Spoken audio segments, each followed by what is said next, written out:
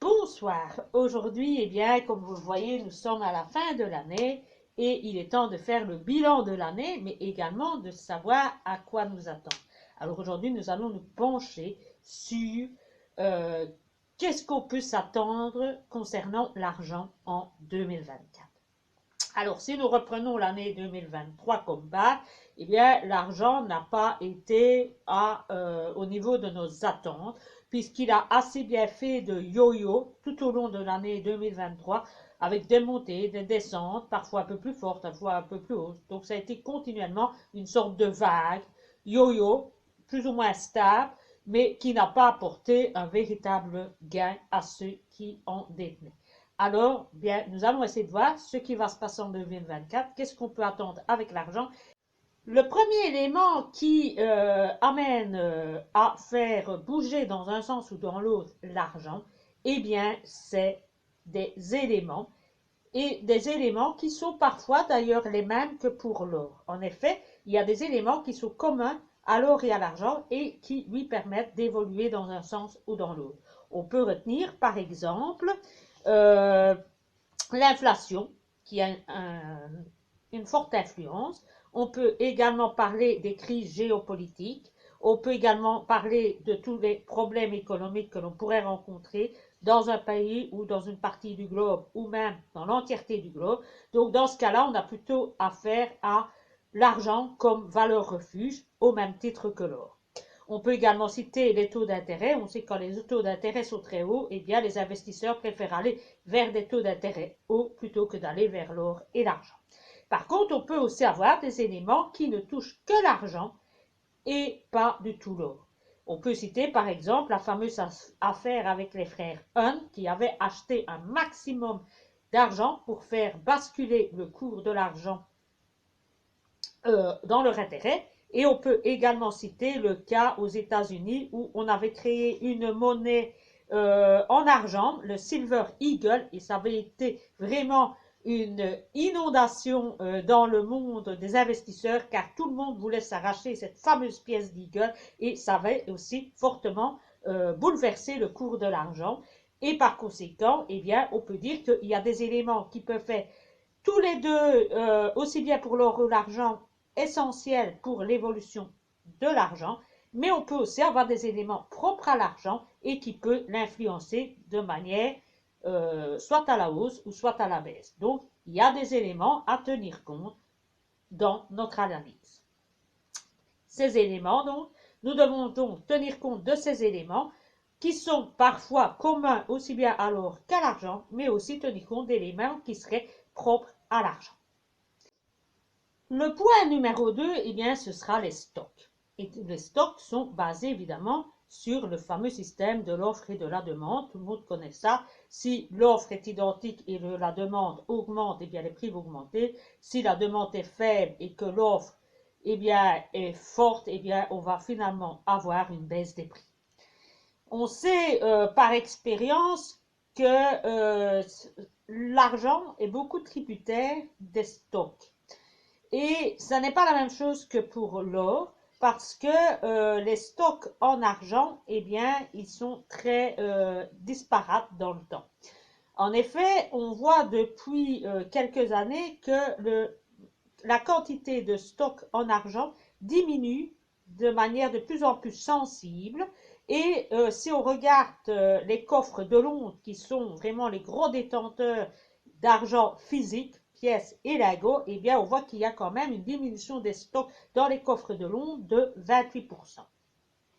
On se rend compte également que la production d'argent dans le mine, donc la production d'argent, oui, dans les mines, je dis bien, eh bien, elle aussi, malgré une demande de plus en plus importante, eh bien, on voit que la production diminue, elle aurait diminué de 1%, donc on va dire que c'est stationnaire.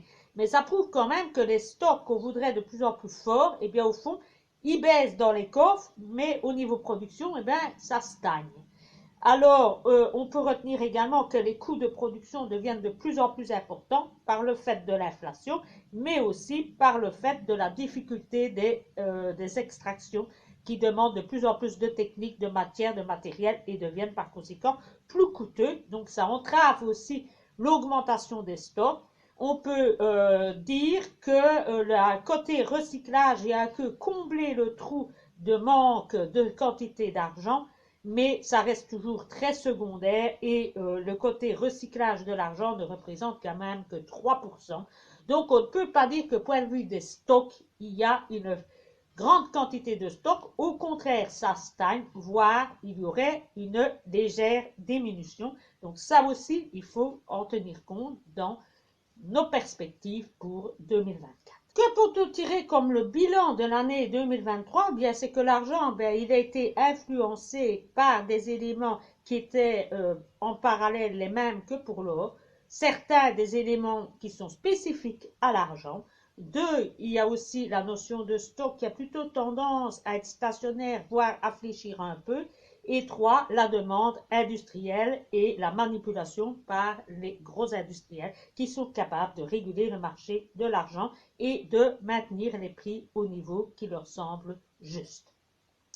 Alors, bien, qu'est-ce qu'on peut tirer de l'argent? C'est comme je vous l'ai dit tantôt, il n'a pas très bien performé cette année, ça a plutôt été une année de vagues, avec des yo-yo, des hausses et des baisses qui se situaient entre 17, 18, 23, 24, 25, si on va voir du côté dollar, mais il a toujours en tout cas resté inférieur à 25 $, ou en tout cas il n'y est pas resté longtemps. Donc c'est quand même assez mitigé et on ne peut pas dire qu'on en a eu pour notre argent cette année.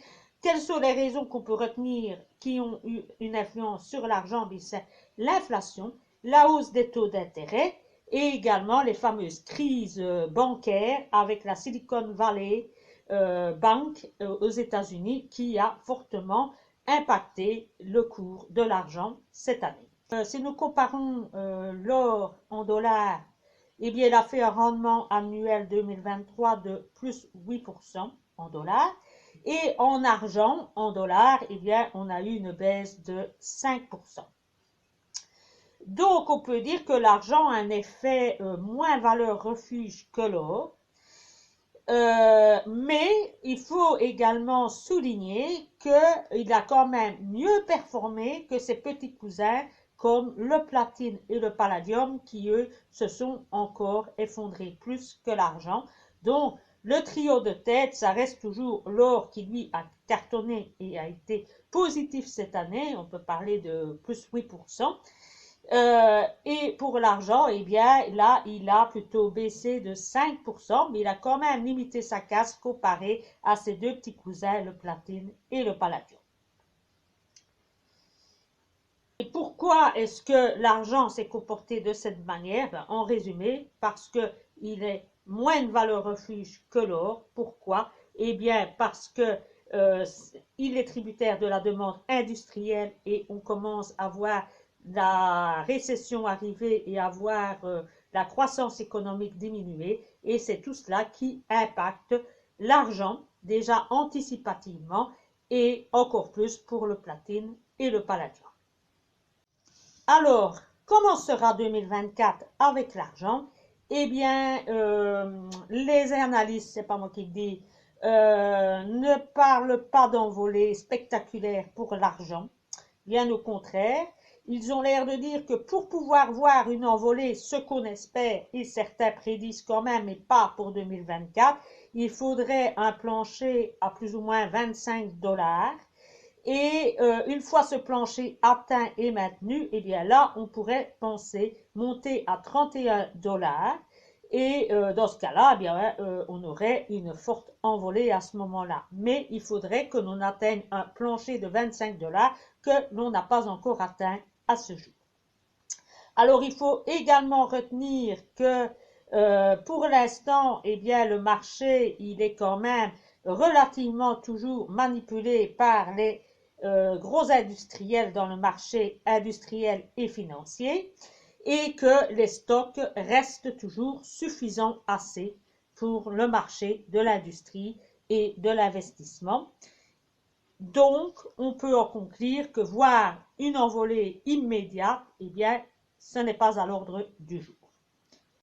Alors, comme je vous en ai parlé, et maintenant c'est quasiment sûr, bien qu'il y ait une autre tendance que je vous expliquerai quand même un jour, c'est que, je vais dire à 90%, la majorité des experts et bon, celui qui va quand même voir, se rend compte qu'en Chine, on a une récession et que la Chine étant notre principal fournisseur de toute notre consommation, eh bien, ça va arriver par contamination chez nous. C'est comme le Covid, ça se contamine. Donc, la récession, elle va arriver. On voit les premiers symptômes en Allemagne. Donc, à 90%, on aura une récession. Ce qui veut dire que la demande industrielle va diminuer. Donc, le cours de l'or risque d'en pâtir également. Donc, ça aussi, il faut en tenir compte. Donc, c'est une raison de plus de penser que l'argent ne fera pas carton en 2024 et qu'il faudra encore attendre. Mais certains disent que la récession sera très courte et qu'après la reprise, on peut espérer 2025, et bien là, peut-être peut-on espérer le retour de l'argent et de son envolée à ce moment-là. Alors, au niveau de la récession, eh bien, l'argent n'est pas du tout un élément valeur refuge. Donc, c'est à éviter. Maintenant, c'est peut-être le moment aussi d'en acheter. Alors, ça dépend si la récession va être courte ou longue. C'est ça qui prédit le timing à laquelle il faut acheter l'argent. Mais si on fait, moi j'ai essayé de faire un résumé de tout. En général, 3 mois après le début de la récession, si c'est une récession qui est courte, on peut déjà commencer à acheter de l'argent pour profiter de l'envolée après. Si c'est une récession qui est plus longue, il faudrait le faire à peu près 6 mois après le début de la récession. Donc, si vous n'avez pas envie de trop vous lancer, comptez 5 mois, 4 mois et demi en moyenne, voilà, après le début de la récession, si vous voulez prendre le train en marche et acheter l'argent quand il aura baissé en pleine récession, 4 mois après le début de la récession, et ainsi profiter de son envolée lorsque on sortira de la récession. Certains parlent que l'argent pourrait s'effondrer au moment de la récession et pourrait descendre jusqu'à moins 10, moins 17%, et qu'après il y aurait une reprise. C'est peut-être un signal à surveiller également. Donc, voilà encore un élément de timing qui pourra peut-être vous aider dans vos futurs achats si vous estimez que c'est propice de racheter de l'argent lorsqu'il est au plus bas. Il faut compter entre 10 et 20% de perte quand ça se produira, c'est ce qu'ils nous disent. Donc, et avec ça, ben, couplez 6 mois et vous aurez peut-être le bon timing, c'est ce que je vous souhaite. Alors souvent, quand on parle de fameux système de l'offre et de la demande, on dit toujours que l'offre est stable, ce qui est le cas de l'argent. Eh bien, si la demande est faible, eh bien, qu'est-ce qui va faire l'argent? Il va baisser. Et si la demande est forte, le prix de l'argent va monter. Ça, c'est très mathématique et ça, tout le monde le comprend. C'est les bases de l'économie. Donc, c'est comme ça que ça se pratique. Eh bien, donc ça voudrait dire qu'il suffirait d'avoir une demande excessive d'argent pour profiter d'une hausse du prix de l'argent. Eh bien, détrompez-vous, en général, eh bien, ce n'est pas le cas. C'est plutôt en période de demande déficitaire que l'argent a eu le plus de rendement. Pour ça, il faut revenir sur les 20-25 dernières années pour s'en rendre compte. Si nous prenons la période de 2000 à 2008, eh bien, la demande en argent était déficitaire. La demande était peu nombreuse, donc le prix de l'argent aurait dû baisser logiquement. Eh bien, ça a été tout l'inverse. On est arrivé à vraiment un prix excessivement haut. L'argent avait cartonné à cette période-là. Entre 2009 et 2021, bien, l'argent a vivoté, s'est maintenu stable et bon, voilà, ça se passait pas trop mal. Et en 2022, eh bien, l'argent s'est effondré alors qu'on avait une demande industrielle importante avec l'écologie, l'électronique, la reprise après Covid. Eh bien là, l'argent, eh bien, s'est effondré alors que la demande était forte. Donc, on se rend compte qu'en général, eh bien, l'argent cartonnerait lorsque la demande en argent est déficitaire. Alors, pourquoi est-ce que lorsque la demande est faible, eh bien, que le cours de l'argent augmente, ce qui est complètement illogique? Eh bien, premièrement, parce que l'offre est inélastique.